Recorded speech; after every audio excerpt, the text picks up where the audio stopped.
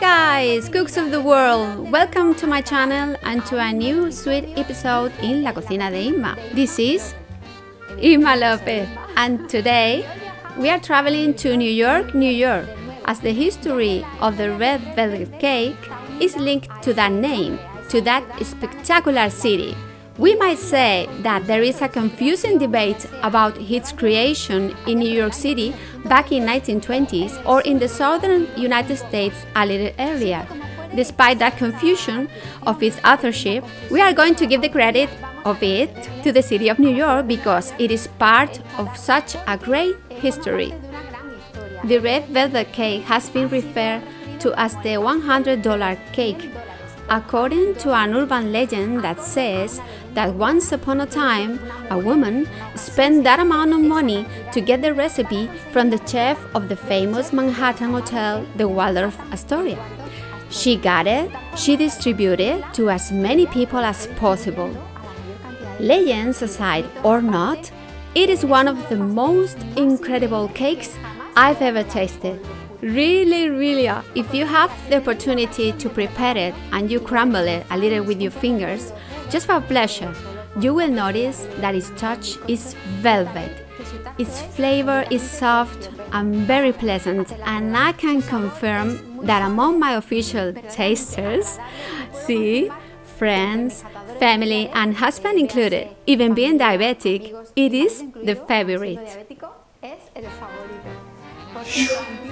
And Guy, by the way, in the past, beet puree was used to make it have that characteristic red color, but now you can use food coloring for icing or fondant. It's not so natural, but it works.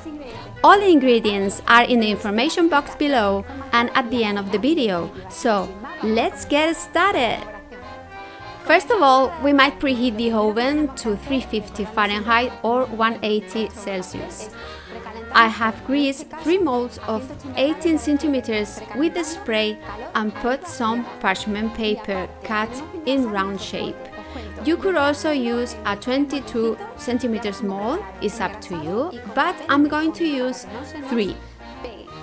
And now we are going to prepare the dry ingredients.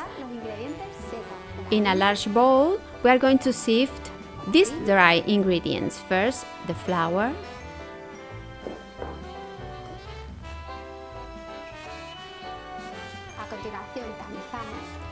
baking soda, salt,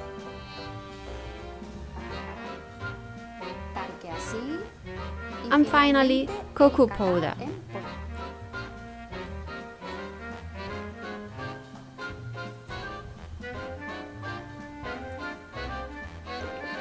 When we finish, we are going to use a whisk to combine, and then when we whisk it, set aside. And we have it. And now in a jug, we are going to mix the liquid ingredients. First of all, vegetable oil.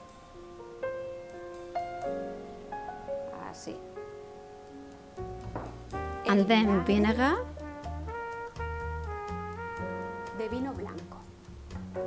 2 teaspoons of vanilla extract,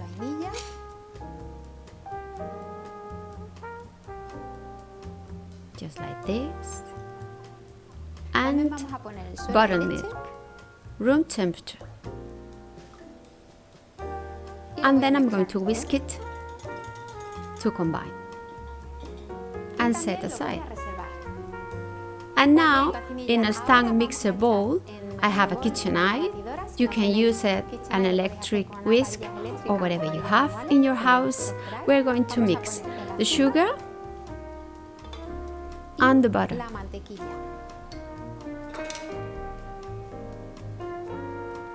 They need to be really well mixed, fluffy and with a pale color, around 5 or 8 minutes. This is really important because we need to have it very fluffy. So let's go. We have it, just ready, creamy, light, fluffy, and then we stop it. And we're going to put the eggs one at a time, just in a bowl. I open it and then I put it inside my KitchenAid bowl. We're going to mix it around a minute or two. I'm going to scrub the sides. This is important from time to time to get all the cream together and perfect. And then we're going to whisk it again.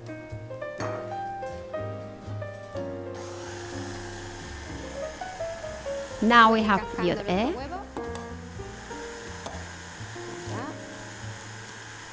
And we're going to put it in our mixing bowl. And then we whisk it again.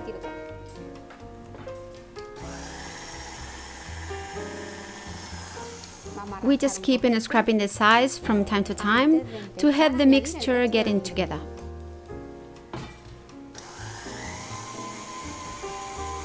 And perfect. We have it. And now we are going to add in alternative ways dry ingredients, liquid and dry. Just always finishing with the dry ingredients. Now, just 3 or 4 tablespoons of the dry ingredients and mix it. It's important not to overmix. And then half of the liquid ingredients. Just step by step.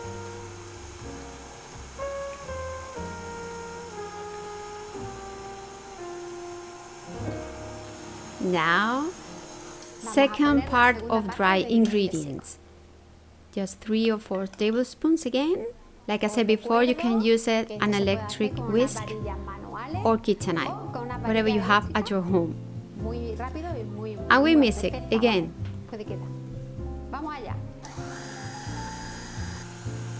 And the last part of liquid ingredients.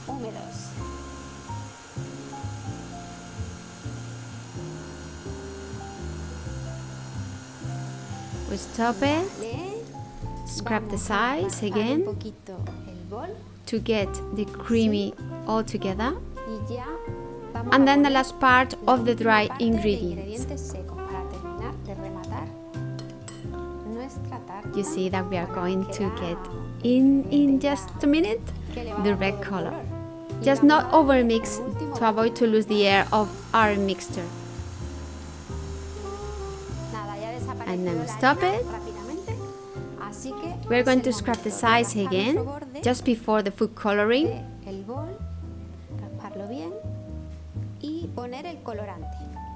And now the last ingredients, the food coloring paste. I have it Sugarflair extra red, and we're going to put 2 tiny teaspoons just to get the desired red color. 2 tiny teaspoons, just 1, and then just 2. We're going to see, mix it.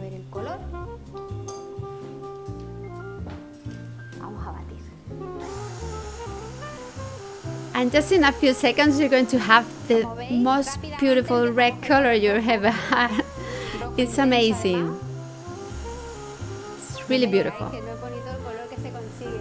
We're going to scrap the sides again so you could see and appreciate the color. It's amazing.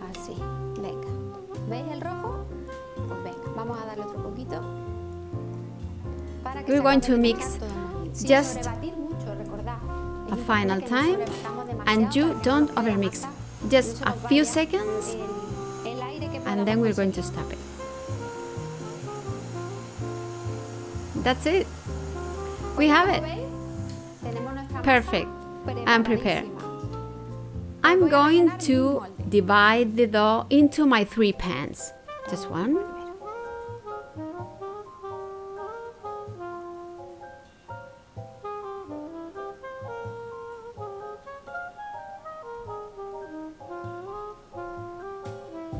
The 3. So we have all 3 pans.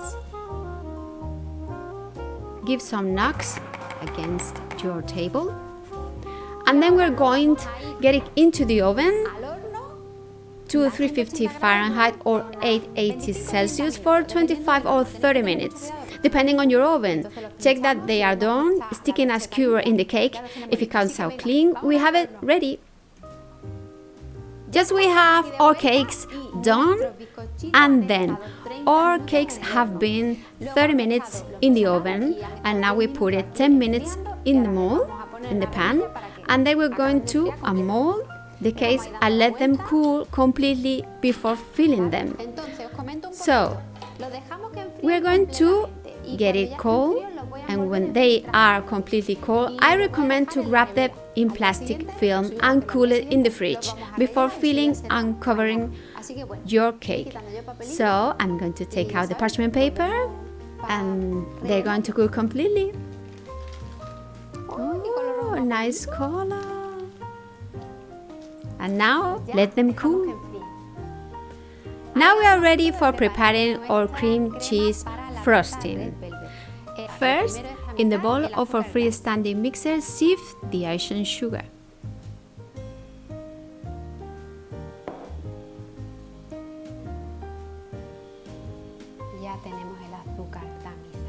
We have it, and then add the butter at room temperature.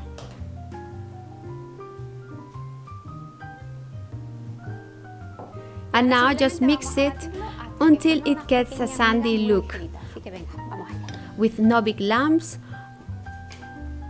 on it, on low speed. It's important to get no big lumps, and we're going to get a really smooth cream. Cream cheese must be not light, okay?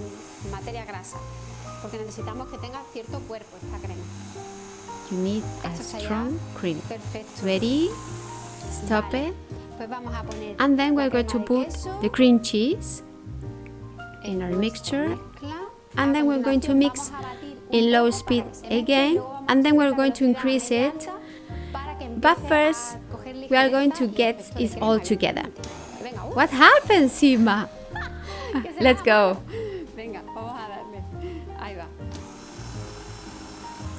Now you could see it's all yellow, and now is the moment to increase the speed to medium. You see it a little bit yellow, but we need a pale look. So now it's about 8 minutes to get this pale and fluffy look. The cream will be fantastic. Once you get it, it's done. So creamy, so pale, so white. And then it's the moment to start to use it for our cake. We are going to start assembling our cake. I'm going to use my turntable, and I have just put a plate for serving. And we are going to serve in this plate my cake. I will just put a dollop of cream in the plate and spread it. It's just to stick it into my plate. Put the first layer of your cake just in the center of your plate. And now put 2 tablespoons of cream. Just 1 and 2. And then, using a pastry spatula, spread it evenly. Just give it rounds and spread it. Now put the second layer just in the center. Look it, level it. You see? Now we have it. This cake is really moist and soft, just velvet, you know, red velvet cake we are preparing. And now, just another 2 tablespoons of cream. And just spread it with your spatula. just turning and spreading. This frosting is really delicate and tastes amazing.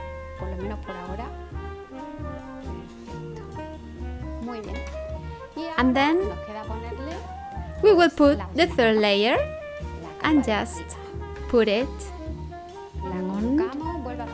We're going to have a look if it's center. We just press just a little, not much. And then it's time to cover all our cake. So then, just being careful on top. Just being very careful, and this cake have lots of crumbs. So we should put the cream step by step and not touching the cake, only the cream. And then you have it. Just for your information, we cut the tops of the cakes and make some crumbs to decorate. And just in the end, we will decorate with the crumbs that we get from the tops of the cakes. Just on top and at the bottom of our cake.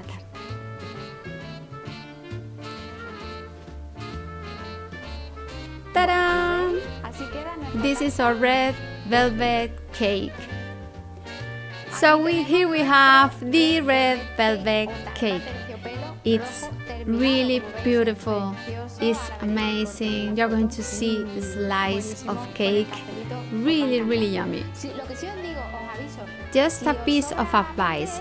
If we have cake left, it is important to keep it covered with transparent film in the fridge for a maximum of 1 week. It is interesting to serve it at room temperature. I hope you like this video. It's my first English version video, so thanks for watching it and send you a lot of kisses and see you soon.